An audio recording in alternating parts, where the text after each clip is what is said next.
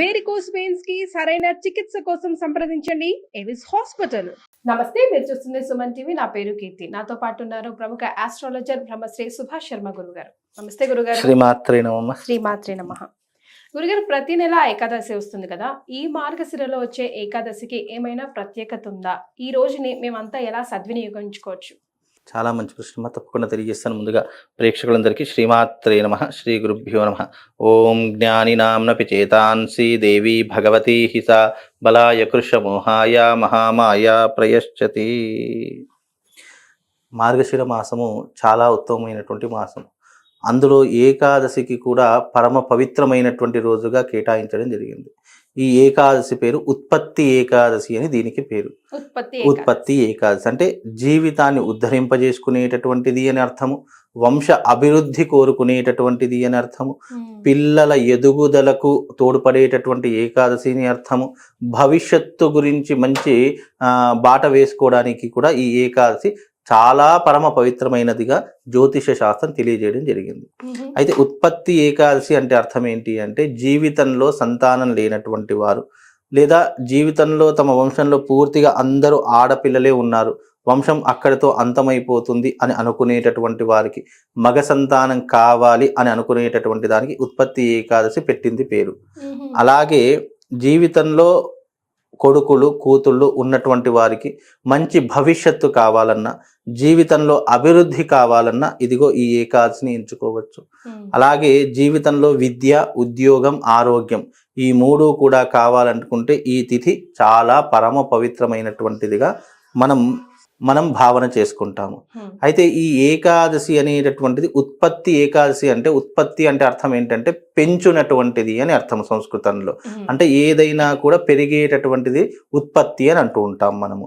అలాగే జీవితంలో మనం సంతాన ఉత్పత్తిని పెంచుకోవాలనుకున్నా, మన జీవితంలో మన పిల్లలు మంచి బాటలో నడవాలన్నా, అలాగే భవిష్యత్తులో మంచి కీర్తి ప్రతిష్టలు కావాలనుకున్న ఈ ఉత్పత్తి ఏకాదశి పెట్టినటువంటిది పేరు. ఏం చేయాలంటారు గురుగారు? ఈ ఏకాదశి రోజున విష్ణుమూర్తిని ఆరాధన చేసుకోవాలి. అలాగే విష్ణుమూర్తి ఆరాధనతో పాటు ఉపవాస దీక్ష చేయాలి. ఏకాదశి అంటేనే ఉపవాస దీక్షకు పెట్టినటువంటిది పేరు అని చెప్పడం జరిగింది. అయితే మనకు ప్రతి నెల ఏకాదశి వస్తుంది. ఏ ఏకాదశికి ఆ ఏకాదశి చాలా ప్రత్యేకత. ఇక ముక్కోటి ఏకాదశి వచ్చిందంటే ఇంకా పరమ ప్రత్యేకత. అలాగే ఈ మార్గశిర మాసంలో వచ్చిన ఏకాదశి కూడా పూర్తిగా విష్ణుమూర్తికి అంకితం చేయబడినటువంటిది. సంవత్సరంలో మనకు నెలలో 2 ఏకాదశులు వస్తాయి, సంవత్సరానికి 24 ఏకాదశులు వస్తాయి. 24 ఏకాదశులకు ఏ ఏకాదశి ఏ మాసంలో వచ్చింది, ఆ మాసం యొక్క ప్రత్యేకత ఆ ఏకాదశికి చాలా ప్రత్యేకత ఉంటుంది. ఏ ఏకాదశికైనా సరే నెలలో ఆ ఒక్క రోజు ఉపవాస దీక్ష చేసినా కూడా పుణ్య ఫలితం చాలా అద్భుతంగా వస్తుంది. అంటే సైంటిఫిక్ రీజన్ గా కూడా మనకు 15 రోజులకు ఒకసారి ఏకాదశి వస్తుంది, కృష్ణపక్షంలో శుక్లపక్షంలో, అంటే పౌర్ణమికి ముందు అమావాస్యకు ముందు. ఈ ఏకాదశుల్లో రెండు కూడా చాలా పవిత్రమైనటువంటివి. అంటే 15 రోజులకు ఒకసారైనా సరే నీ జీవితంలో, నీ శరీరంలో ఏ ఆహారం తీసుకోకుండా ఉంటే గనక నీ జీవితంలో ఒక రోజుని ఆయుష్ని పెంచుకోవచ్చు. ఏకాదశి ఉపవాసం ఉండండి, ఏం తినకుండా ఉండండి అంటే పెద్దలు ఊరికేం చెప్పలేదు, వాళ్ళకి వెర్రి వాళ్ళకి చెప్పలేదు. చెప్పడం వెనక ఆంతర్యం ఏంటి?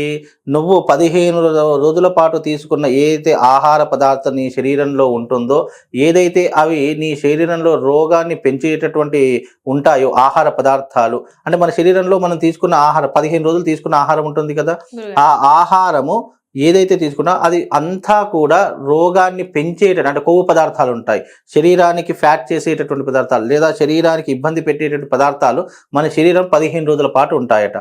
ఆ 15 రోజుల పాటు ఉన్నటువంటి ఏదైతే ఆ కొవ్వు పదార్థాలు ఒక్కరోజు ఉపవాసం ఉంటే ఆ కొవ్వు పదార్థాలను తగ్గిపోవడము, శరీరంలో ఉన్నటువంటి క్రిములన్నీ కూడా నశించిపోవడము, మన శరీరంలో రుగ్మతలను దూరం చేసేటటువంటి అవకాశం. సైంటిఫిక్ రీజన్ గా ఇది, శాస్త్ర ప్రకారంగా సైంటిఫిక్ రీజన్. అంటే ఆ ఒక్కరోజు ఉపవాసం చేయడం వల్ల అన్ని రకాల రోగాలు నయమవుతాయని సైంటిఫిక్ రీజన్. శాస్త్రంలో ఏం చెప్పడం జరిగింది అని అంటే గనక పుణ్యము పురుషార్థము. అంటే నువ్వు ఒక రోజు ఉపవాసం ఈ ఏకాదశి ఉపవాసం ఉండడం వల్ల భగవత్ అనుగ్రహాన్ని నువ్వు పొందవచ్చు. అలాగే నీ యొక్క శరీరంలో ఉన్న రుగ్మతలను దూరం చేసుకోవచ్చు. అలాగే ఆ రోజున ఉన్నటువంటి ఉపవాసానికి భగవంతునితో నువ్వు అనేకం అవ్వచ్చు. మనకు ధర్మము, శాస్త్రము, ఉపవాసం కానీ, పూజాది క్రతువులు కానివ్వండి, యజ్ఞ యాగాదులు కానివ్వండి, ఇవన్నీ ఎందుకు తెలియజేయడం జరిగింది, ఎందుకు చెప్పడం జరిగింది శాస్త్రం అంటే భగవంతుడితో మనము అనేకం కావాలి, భగవంతుడితో మనం కలవాలి, భగవంతుని యొక్క మార్గం ఏదైతే ఉంటుందో దాన్ని నువ్వు అనుసరించాలి. ఒక్కసారి అనుసరించడం మొదలు పెట్టావా ఆ భగవంతుడు అదే మార్గం గుండా తీసుకుని వెళ్తాడు. ఒక నాస్తికుడు చూసాడనుకోండి, ఒక నాస్తికుడిని చూసి ఒక్కసారిగా భగవత్ తత్వంలోకి మారిపోయాడు అనుకోండి, చాలా మెరేకల్ అనిపిస్తుంది. ఏంటి దేవుని నమ్మడు, దయ్యాన్ని నమ్మడు, ఏ దాన్ని నమ్మడు, అలాంటి వ్యక్తి ఏంటి దేవాలయానికి వచ్చాడు, ఈ రకంగా దేవుని మొక్కుతున్నాడు అని చెప్పి మనకి ఆశ్చర్యం వేస్తుంది.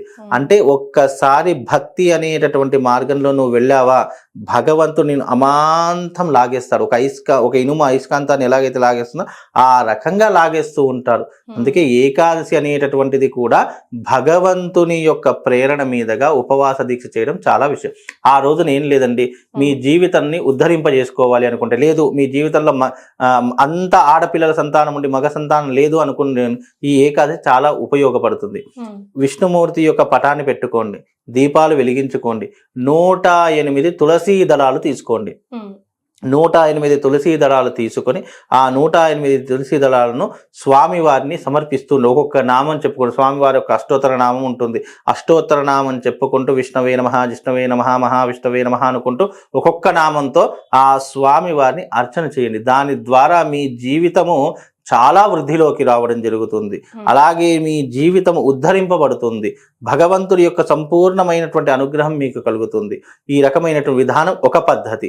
అలాగే ఈ ఏకాదశి ఉపవాస దీక్ష ఎలాగైనా చేయాలి. ఉపవాస దీక్ష కూడా చాలా మంది ఏం చేస్తున్నారు అంటే, ఈ రోజు తిథి ప్రారంభం రాత్రి 12 అయింది అంటే చాలు ఉపవాస దీక్షను వదిలేస్తున్నారు. 3 పూటలా తినేటటువంటి భోజనం కూడా 12 దాటిందంటే కుంభాలు ముందర పెట్టుకుంటున్నారు, తినేస్తున్నారు. దాన్ని ఉపవాస దీక్ష ఎలా అంటారు? అనలేము. అలా చేసినా కూడా ప్రయోజనం పాపం రాదు, అలాగని ప్రయోజనం కూడా రాకుండా ఉంటుంది. పర్ఫెక్ట్ అంటే ఈ రోజున సూర్యోదయం ఈ రోజు అయిందమ్మా, రేపు తెల్లవారుజామున సూర్యోదయం అయిన తర్వాత భగవత్ ఆరాధన అయిన తర్వాత, భగవంతుని దీపం పెట్టిన తర్వాత, పూజ చేసిన తర్వాత, పూలో పత్రో ఫలమో ఏదో ఒకటి భగవంతుని అర్పించిన తర్వాత అప్పుడు ఉపవాస దీక్షను వదిలేస్తే దానికి సంపూర్ణమైనటువంటి ఉపవాస దీక్ష అని చెప్పడం జరిగింది శాస్త్రంలో. దీక్ష ఎలా చేయాలి గురుగారు? అంటే ఆ రోజు ఈ రోజు ఇప్పుడు ఏకాదశి ఉంది. ఈ ఏకాదశి ఎలా వినియోగించడం, విష్ణుమూర్తిని ఆరాధించడం, దీపం వెలిగించడం, తులసీ దళాలతో అర్చించడం ఒక పద్ధతి. నైవేద్యం పెట్టాలి? విష్ణుమూర్తికి ఇష్టమైన పరమాన్నం పెట్టవచ్చు, పాయసం పెట్టవచ్చు, చక్కెర పొంగలి పెట్టవచ్చు. విష్ణుమూర్తికి ఇష్టమైనటువంటి ఈ పాలతో చేసినటువంటి రవ్వ కేసరి ఉంటుంది, అది పెట్టవచ్చు. లేదంటే మనం ఇంట్లో చేసుకున్నటువంటి ఆహార పదార్థాల్లో ఏదో ఒక ఆహార పదార్థం, అన్నం కాకుండా వేరే ఏ పదార్థం పెట్టినా సరిపోతుంది. ఎందుకంటే ఏకాదశి మనం ఎలాగైతే ఉపవాసం ఉంటామో అలాగే భగవంతునికి అన్నం కూడా పెట్టడానికి నిషిద్ధము అని శాస్త్రము. ఎందుకంటే మనం కూడా తినం కాబట్టి భగవంతునికి కూడా అది ఎక్కియడానికి పనికిరాదు. కాబట్టి ఆ రోజున ఏదైతే ఇది గుర్తుపెట్టుకోవాలి. ఎప్పుడు ఉపవాసం ఉన్నా కూడా, అంటే ఏకాదశి సమయంలో, మిగతా రోజుల్లో అవసరం లేదు. ఎందుకంటే మిగతా రోజుల్లో దేవుడికి, ఇప్పుడు మా ఇంటి దేవుడి పేరు మీద శనివారం ఉపవాసం ఉంటాము, శనివారం నేను భోజనం చేయను అని చెప్పేసి భగవంతుడు భోజనం పెట్టాడు. తిథులలో ఏకాదశి అనేటటువంటిది ఈ యొక్క భోజనం చేయడానికి నిషిద్ధమైనటువంటి సమయం. దానికి కూడా చాలా కథ ఉంది. విష్ణుమూర్తి యొక్క భుజాల నుండి 2 రాక్షసులు వచ్చేసి, ఆ రాక్షసులు స్థానం లేకపోతే, భూలోకంలో ఎక్కడ స్థానం లేకపోతే మీరు అన్నంలో కొలువై ఉండండి అని చెప్పేసి అన్నారట. అన్నంలో కొలువై ఉండి ఏకాదశి రోజున ఎవరైతే అన్నం తింటారో వాళ్ళ యొక్క కడుపులో నివాసం ఉండి వాళ్ళను అనేకాల రోగాల పాలు చేయండి అని చెప్పేసి అప్పట్లో ఆ యొక్క పురాణ గాథలో చెప్పడం జరిగింది. కానీ ఇది ఎవరు నమ్మరు కూడా.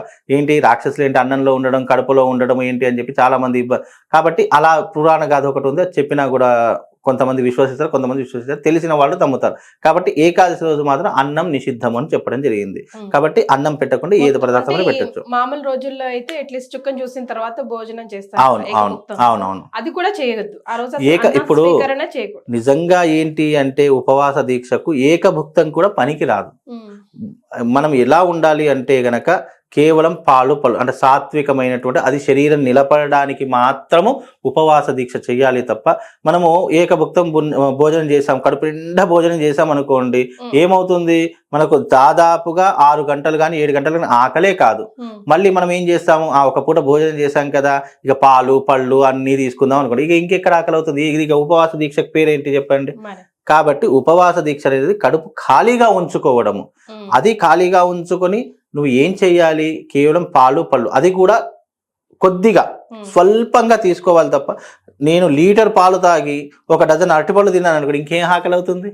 కాబట్టి ఎప్పుడైనా ఉపవాస దీక్ష శరీరం నిలబడడానికి, శరీరంలో శక్తికి అవసరమైనటువంటి శక్తి కోసం ఉపవాస దీక్ష చేయాలి తప్ప, నేను పాలు పళ్ళు, ఇక ఉపవాస ఏకాదశి వచ్చింది కదా, పాలు పళ్ళు డ్రై ఫ్రూట్స్ అవి ఇవి అన్ని తీసుకుంటే ఇక శరీరం కాస్త అలసట చెందిపోయి ఆ తీసుకున్న పదార్థాలు కూడా విషపూరితంగా నిండిపోయి శరీరంలో అనేక రోగాల పాలవుతుంది. కాబట్టి ఎప్పుడు కూడా ఉపవాస దీక్ష స్వల్పంగా మనం పాలు పళ్ళు తీసుకోవడం, అన్నం అసలే మానేసేయాలి, ఏకభుక్తం కూడా చేయకూడదని శాస్త్రవచనం.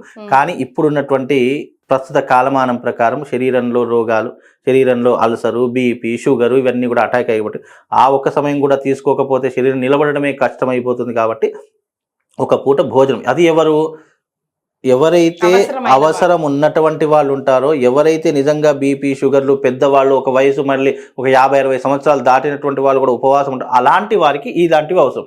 శరీరం దృఢంగా ఉండి, ఆయుష్ ఉండి, శరీరము యొక్క వయస్సు ఉండి నువ్వు ఉపవాసం ఉండకపోతే అది నీ జీవితంలో ఫలితం ఇవ్వదు. కనుక ఈ రకమైన ఉపవాస దీక్షను ఆచరణ చేసుకోవాలి. విష్ణుమూర్తిని నేను చెప్పినటువంటి విధంగా తులసి దళాలతో అర్చించడము, సాయంకాలం అయింది, ప్రదోషకాలం అయ్యింది అంటే విష్ణుమూర్తి యొక్క ఆలయానికి వెళ్ళి అక్కడ కాసేపు విశ్రాంతి, అంటే కాసేపు ఒక 5 నిమిషాలు కూర్చుండి విష్ణుమూర్తి యొక్క ధ్యానం చేసుకోవడము, ఇది చాలా విశేషము. వీలైతే ఆ రోజున ఏకాదశి రోజు రావి వృక్షం ఉంటుంది కదా, ఆ రావి వృక్షానికి 11 ప్రదక్షిణలు చేయడం, స్త్రీ పురుష భేదం లేదు, ఎవరైనా ప్రదక్షిణ చేయదు. ఎందుకంటే ఏకాదశి రోజున ఎవరైతే రావి వృక్షానికి ప్రదక్షిణ చేస్తారో వాళ్ళ జీవితంలో ఐశ్వర్యవంతులవుతారట, డబ్బుకి కొదవ ఉండదట, డబ్బు సంపాదించడానికి అనేక మార్గాలు నిర్దేశిస్తుందట. కాబట్టి అశ్వత్థ వృక్షం విష్ణుమూర్తి యొక్క వృక్షము. కాబట్టి ఆ విష్ణుమూర్తి యొక్క వృక్షానికి ప్రదక్షిణ చేసుకోవడం వల్ల అప్పుల బాధలు, అనారోగ్య సమస్యలు, ఈతి బాధలు, కలియుగ బాధలు అన్నీ కూడా తొలగిపోవడానికి, నశింపజేయడానికి ఆ యొక్క మార్గం కూడా ఒకటి మనకు తంత్రశాస్త్ర విధానంలో చెప్పడం జరిగింది. అందుకే ఇది చాలా విశేషమైనటువంటి ముహూర్తం అమ్మ. గురుగారు, లాస్ట్ లో మనం తప్పకుండా పఠించాల్సిన మంత్రం ఏదైనా ఉందా? విష్ణుమూర్తికి సంబంధించినటువంటి అష్టోత్తరం కానివ్వండి, విష్ణు సహస్రనామ పారాయణం చేయడం. ఇప్పుడు మంత్రము అన్నదానికి అర్థం ఏంటి అంటే కనుక, ఎవరైతే మనము చేయలేనటువంటి వాళ్ళ పరిస్థితుల్లో ఉంటామో, లేదు సమయం ఉండి కూడా చేయకుండా కాలాన్ని వృధా చేస్తారో, అలాంటి వారికి మంత్రం చెప్పినా, తంత్రం చెప్పినా, ఏం చెప్పినా ప్రయోజనం ఉండదు.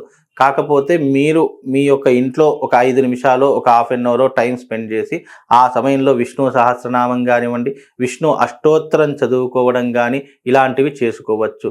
లేదా కృష్ణుడికి సంబంధించినటువంటి మంత్రము, యత్ర కృష్ణేశ్వరో దేవో యత్ర పార్థో ధనుద్ధరః తత్ర శ్రీర్విజయోర్భూతి ధ్రువాణి తిర్మతిర్మమ అనేటటువంటి మంత్రం చదువుకోవచ్చు. తద్వారా భగవంతుడి యొక్క సంపూర్ణమైనటువంటి అనుగ్రహం కలుగుతుంది. లేదు అని అనుకుంటే కనుక అందరికీ ఇష్టమైనటువంటి మంత్రము, ఈ ఒక్క మంత్రం చదవడం ద్వారా సహస్రనామాలు, విష్ణు సహస్రనామాలు అంతా చదివినటువంటి పుణ్యం కలుగుతుంది. శాంతాకారం భుజగశయనం పద్మనాభం సురేశం విశ్వాకారం గగన సదృశం మేఘవర్ణం శుభాంగం లక్ష్మీకాంతం కమలనయనం యోగి వృద్ధ్యానగమ్యం వందే విష్ణుం భవభయహరం సర్వలోకైకనాథం అనేటటువంటి మంత్రాన్ని చదువుకున్న విష్ణు సహస్రనామాలు మొత్తం చదివినటువంటి పుణ్యం కలుగుతుంది. అంటే సమయం లేనటువంటి వారు, సమయం ఉంటే గనక ఇది మొత్తం చదువుకునే ప్రయత్నం చేయండి. చాలా సంతోషం గురుగారు, ధన్యవాదాలు. శ్రీమాత్రే.